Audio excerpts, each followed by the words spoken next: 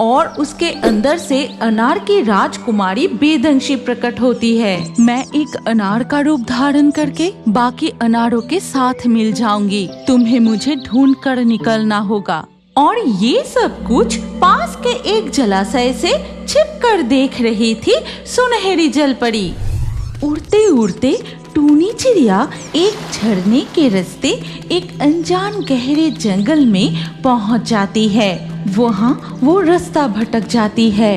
तेज धूप में पूरे दिन उड़ते हुए वो बहुत थक जाती है और एक अनार के पेड़ पर बैठ जाती है। उफ, मैं बहुत थक गई हूँ। मुझ में जरा भी उड़ने की ताकत नहीं बची। हे भगवान, ये मैं कौन से अनजान जंगल में आ गई। मैं जिस रास्ते से आई थी वो झरना भी अब मुझे नहीं मिल रहा। जिधर भी जा रही हूँ लगता है और गहराइयों में प्रवेश कर रही हूँ। मुझे बहुत प्यास लगी है। तभी टूनी चिड़िया के सामने एक अत्यंत सुंदर राजकुमारी प्रकट होती है। उसकी आंखें मायावी और मुस्कान मोतियों की तरह थी। वो अनार से बनी पोशाक पहनी थी। टूनी चिड़िया उसे देखते ही हैरान होकर पूछती है, तुम कौन हो? कितनी सुंदर हो तुम। क्या तुम कोई परी हो? मैं इस अनार राज्य की राजकुमारी वेदांशी हूँ। लेकिन तुम कौन हो? तुम्हें देखकर तो इस राज्य का कोई पंछी नहीं लगता और तुम्हें देखकर बहुत थकी हुई भी लग रही है।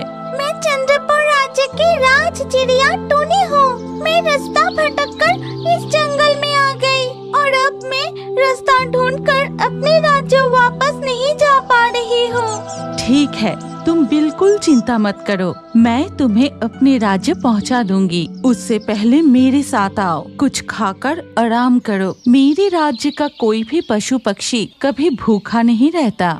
फिर टूनी चिड़िया उस अनार राजकुमारी के साथ जाती है। राजकुमारी टूनी चिड़िया के सामने बहुत सारे अनार और फल लाके देती है। राजकुमारी के मीठे व्यवहार को देखकर टूनी चिड़िया मन ही मन कुछ सोचती है। फिर टूनी की खाना खत्म हो जाने पर अनार राजकुमारी उससे कहती है, टूनी चिड़िया, अब मैं जादू करके तुम्हें अपने राज्य भेज देती हूँ। फिर जैसे ही वेदांशी जादू करती है, टूनी चिड़िया वहाँ से अदृश्य होकर सीधे आकर पहुँचते हैं चंद्रपुर राज्य के राजमहल के बाहर। वो वहाँ से उड़कर सीधे राजकुमार आदित्य के पास पहुँच जाती है। राजकुमार, राजकुमार, कहाँ हैं आप? राजकुमार। टूनी चिड़िया, अब तक तुम कहाँ थी? मैं पूरे दिन तुम्हें इधर उधर खोजता ही रहा। मैं आपके लिए राजकुमारी की तलाश में जा रही थी। तभी रास्ता भटक कर एक जादुई अनार के राज्य में पहुंच गई थी और वहां से मैं आपके लिए एक सुंदर राजकुमारी का खोज लेकर आई हूँ।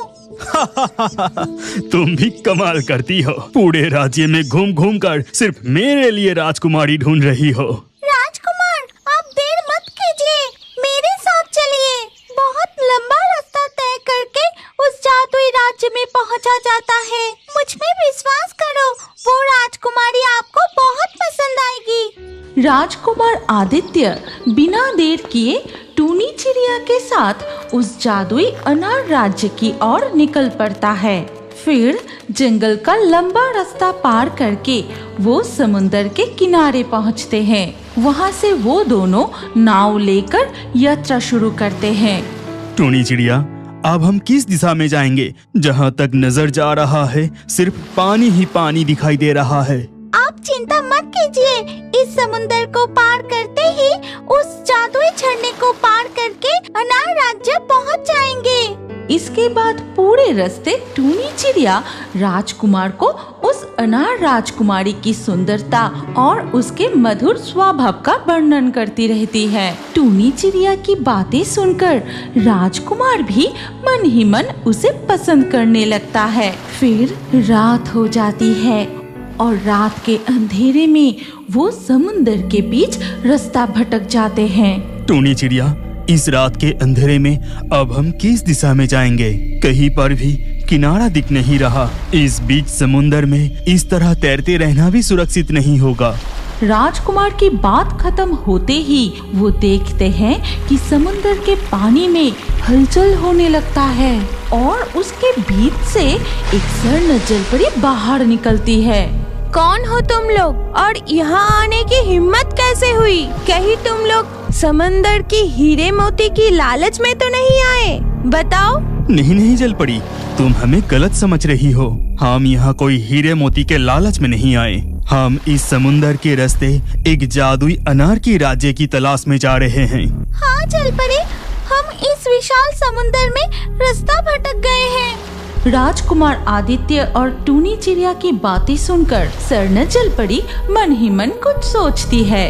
फिर कहती है, ठीक है, मैं तुम लोगों पर विश्वास कर सकती हूँ, लेकिन मेरी एक शर्त है। तुम्हें मेरे साथ समुद्र राज्य चलना होगा, नहीं तो तुम इस समुंदर की माया जाल से कभी बाहर निकल नहीं पाओगे। लेकिन स्वर्ण जलपरी, हम आपके साथ कैसे जाएंगे?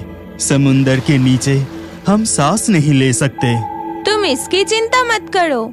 फिर स्वर्ण जलपरी जादू करके राजकुमार आदित्य और टूनी चिड़िया को अपने नील सागर राज्य में ले जाती है। वहाँ वो उन्हें घुमाकर बहुत सारे हीरे मोती स्वर्ण मुद्राएं दिखाती रहती है। लेकिन स्वर्ण जलपरी ये देखकर हैरान हो जाती है कि इतना सब कुछ देखने के बाद भी राजकुमार के मन में लालच का नामो निशान नहीं है।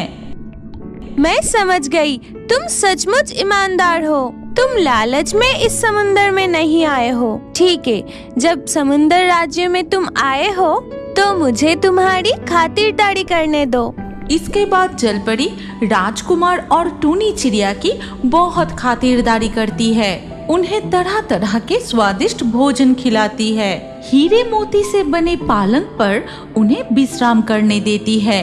अगले दिन सुबह राजकुमार कहता है, जलपरी, तुम्हारा बहुत बहुत धन्यवाद। तुमने हमारी बहुत सेवा की है, लेकिन अब हमें अनार की राज्य के लिए निकलना होगा। तुम हमें सही रास्ता दिखाकर मदद करो। राजकुमार की ईमानदारी और अच्छे व्यवहार से स्वर्ण जलपरी उसे पसंद करने लगती है। वो कहती है, राजकुमार, मुझे तुम्हारे अच्छे गुणों को देखकर मुझे तुमसे प्रेम हो गया है, इसीलिए मैं तुमसे शादी करना चाहती हूँ। क्षमा करना जलपरी, मैं तुमसे विवाह नहीं कर सकता। मैं पहले से ही अनार की राजकुमारी को अपनी पत्नी मान चुका हूँ। अब मैं किसी और को पत्नी के रूप में स्वीकार नहीं कर सकता। ठीक है, अपने मन की बात बताकर अपने सच्चे चरित्र का भी परिचय दिया है, इसमें मेरा दिल नहीं दुखा। ठीक है, ये लो जादुई मोती। अब तुम जिस जगह का मन ही मन नाम लोगे, ये जादुई मोती तुम्हें वहीं पहुंचा देगा। राजकुमार आदित्य जादुई मोती लेकर मन ही मन अनार राज्य का नाम लेते ही वो जादुई मोती उन्हें उस झरने के पास पहुंचा देती है। फिर वो झरना पार करके अनार राज्य पहुंच जाते हैं। अनार राजकुमारी, ओ अनार राजकुमारी, कहाँ हो तुम? हमारे सामने आओ। पुकार सुनकर अनार राजकुमारी उनके सामने प्रकट होती है और उसे देखते ही राजकुमार मंत्रमुग्ध हो जाता है। टूनी चिड़िया, तुम यहाँ, और तुम्हारे साथ ये कौन है? मैं हूँ चंद्रपुर राज्य का राजकुमार आदित्य। टूनी चिड़िया से तुम्हारा तारीफ सुनकर मुझे तुमसे प्रेम हो गया है, इसलिए मैं तुम्हारे लिए विवाह का प्रस्ताव लेकर आया हूँ राजकुमारी। लेकिन मुझसे विवाह करने के लिए तुम्हें अपनी योग्यता प्रमाण करनी होगी। यदि तुम खुद को साबित कर पाओगे तभी मैं तुमसे विवाह करूंगी। बताओ अनार की राजकुमारी, मुझे अपनी योग्यता कैसे प्रमाण करनी होगी? मेरी 3 शर्त है। मेरी पहली शर्त ये है कि इस जंगल के उत्तर पूर्व दिशा में एक जादुई ट्यूलिप का फूल खिला हुआ है। तुम्हें वो फूल मुझे ला कर देना होगा। ठीक है राजकुमारी, वो फूल मैं जरूर लाऊंगा। फिर राजकुमार और टूनी चिड़िया उस फूल की खोज में निकल पड़ती है। बहुत खोजने के बाद आखिरकार उन्हें वो जादुई फूल मिल जाता है। लेकिन देखते हैं कि उस फूल की रखवाली कर रहा है एक ड्रैगन। कौन हो तुम लोग और यहाँ क्यों आए हो? मैं चंद्रपुर राज्य का राजकुमार आदित्य हूँ। मैं राजकुमारी वेदांशी के लिए ये जादुई ट्यूलिप फूल लेने आया हूँ। ऐसा क्या? लेकिन ये जादुई फूल कोई नहीं तोड़ सकता। यदि कोई बेईमान इंसान इस फूल को छूता है तो ये फूल तुरंत अदृश्य हो जाता है और फिर मैं उसे राजकुमार ईमानदार और चरित्रवान था, इसीलिए आसानी से वो फूल को तोड़ लेता है और उसे लाकर राजकुमारी वेदांशी के हाथ में देता है। तब राजकुमारी ने बोली, तुमने प्रमाण कर दिया कि तुम ईमानदार और चरित्रवान हो, लेकिन तुम मुझसे प्रेम करते हो या नहीं, उसे प्रमाण करने के लिए मेरी दूसरी शर्त माननी होगी। ठीक है, मैं प्रस्तुत हूँ। बताओ तुम्हारी दूसरी शर्त क्या है? मैं एक अनार का रूप धारण करके बाकी अनारों के साथ मिल जाऊंगी। तुम्हें मुझे ढूंढ कर निकलना होगा। इतना कहकर वेदांशी एक अनार का रूप धारण कर पास के अनार के पेड़ के साथ मिल जाती है। टूनी चिड़िया, आप मैं राजकुमारी वेदांशी को कैसे ढूंढूं? सारे अनार तो एक जैसे दिखाई दे रहे हैं। आप चिंता मत कीजिए राजकुमार, अगर आप आंखें बंद करके मन की दृष्टि से खोजेंगे तो सही अनार को अवश्य पहचान लेंगे। इसके बाद राजकुमार आंखें बंद करके एक अनार को स्पर्श करते ही वो अनार जमीन पर गिर जाता है और वो बड़े होने लगता है और उसके अंदर से अनार की राजकुमारी वेदांशी प्रकट होती है। राजकुमार, तुम मेरी दूसरी शर्त पूरी कर दी। मेरी तीसरी शर्त है, यदि तुम मुझसे विवाह करोगे तो मेरे राज्य की सभी पशु पक्षियों की जिम्मेदारी भी उठानी होगी। अब तक मैं उनकी देखभाल करती आई हूँ, अब मेरे साथ तुम्हें भी उनका देखभाल करनी होगी। जरूर राजकुमारी, ये तो मेरा कर्तव्य है। फिर बड़ी धूमधाम से राजकुमार आदित्य और राजकुमारी वेदांशी का विवाह संपन्न हो जाता है।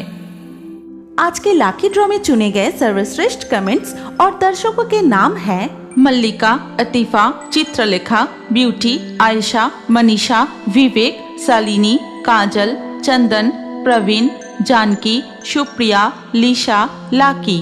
आपका नाम और सबसे बेहतरीन कमेंट्स भी अगले वीडियो में हो सकते हैं, इसीलिए अभी हमारे चैनल जल परी कार्टून को सब्सक्राइब करें और स्क्रीन के ऊपर आए इस वीडियो को क्लिक करके अगला वीडियो जरूर देखिए। अपना नाम अगले वीडियो के कमेंट में जरूर लिखिए।